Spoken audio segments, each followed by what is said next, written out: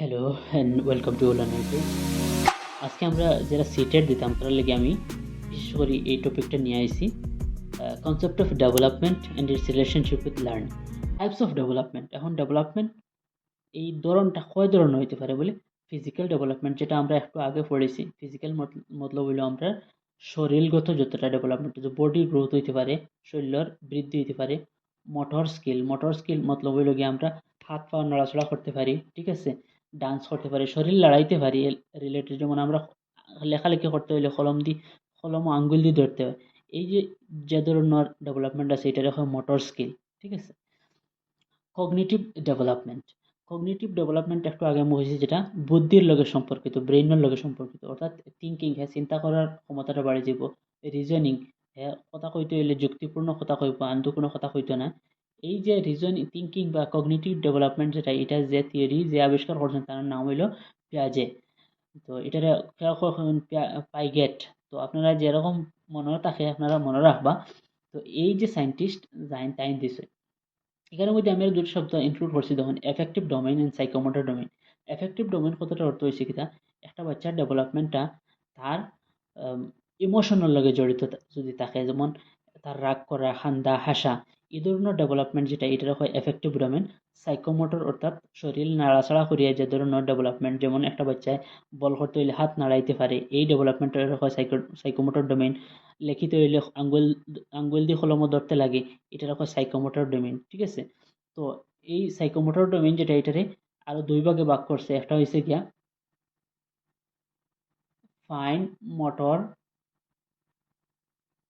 Skill আর gross motor skill.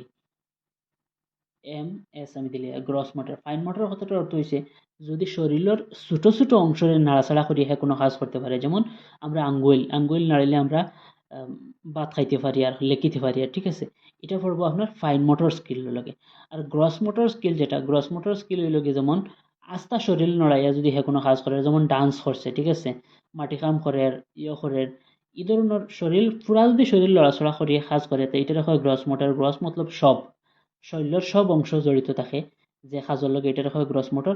আর fine motor কথাটার অর্থ হইলো শরীরের ছোট ছোট অঙ্গরে হে নাড়াচাড়া করে, যেমন চোখ দিয়ে হে দেখতে পারে, চোখ লড়াইলে হে দেখতে পারে, ঠিক আছে।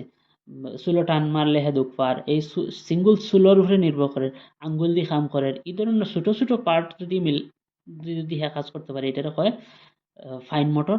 আর শরীরের যে সমস্ত অংশ নড়াচড়া করে তখন এটা হয় গ্রস মোটর। গ্রস মোটরও আপনারা মনে রাখলে বা ডান্স ডান্স করতে আমরা আস্তে শরীরের দরকার পড়ে।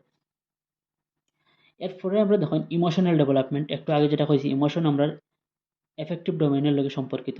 এফেক্টিভ যেটা আছে ম্যানেজিং ফিলিংস, অর্থাৎ অনুভূতি, আশা, কান্দা, এগুলোর লগে রিলেটেড। ল্যাঙ্গুয়েজ ডেভেলপমেন্ট, এই ডেভেলপমেন্টের একটা বাচ্চায় কথা কওয়া শিখবো, ঠিক আছে, কার লগে কীরকম কথা হইতে লাগে না লাগে, এই যে কমিউনিকেশন যেটা হে শিখবো, মানুষের লগে কীরকম কথা হইতে লাগে, ফ্যামিলি মানুষের লগে কীরকম কথা হইতে লাগে, এটা ল্যাঙ্গুয়েজ ডেভেলপমেন্টের হইব। ভাষা, এই ভাষা এটা না যে হে ইংলিশ, হিন্দি, ফার্সি এটা শিখতে, এরকম এটা না। হ্যাঁ, তার মাতৃভাষা থাকিয়া মাতৃভাষা একজনে আলোচনা হলে কীভাবে কথা কইতে লাগে না লাগে, এই ধরনের শিক্ষাটা হ্যাঁ লাভ করবো। মোরাল ডেভেলপমেন্ট, যেটা আমরা একটু আগে পাইয়া আইছি, এটার লগে আপনার values, right and wrong, understanding, অর্থাৎ তার নৈতিকতা বৃদ্ধি পাইব। যে কোনো কাজ করতে, সাপোজ তার লগে একটা বাচ্চা যার যাইতে সময় তারা তো দুইটা চকলেট হ্যাঁ হাগুরে খাবাইব, যদি তার মোরাল ডেভেলপমেন্টটা হয়। আর খাবাইতো না ওই সময় যদি দেখা যায় তার মধ্যে মোরাল ডেভেলপমেন্টটা আইছে না। এখন একটা বাচ্চা তার লগে আছে, এগুলো হ্যাঁ তাবড় মারতো নি, যদি তাবড় মারি দে তার মানে তার মধ্যে মোরাল ডেভেলপমেন্ট হইছে না। বাট যদি হ্যাঁ ওখান বিবেচনা করতে পারে যে আমার বন্ধুর যদি আমি কিল মারি, তাবড় মারি, তার মানে এটা খারাপ হইব, অর্থাৎ হ্যাঁ রাইট অ্যান্ড রং দুইটা জিনিস যদি বিবেচনা করতে পারে, তো তার মধ্যে মোরাল ডেভেলপমেন্ট হয়ে যাব।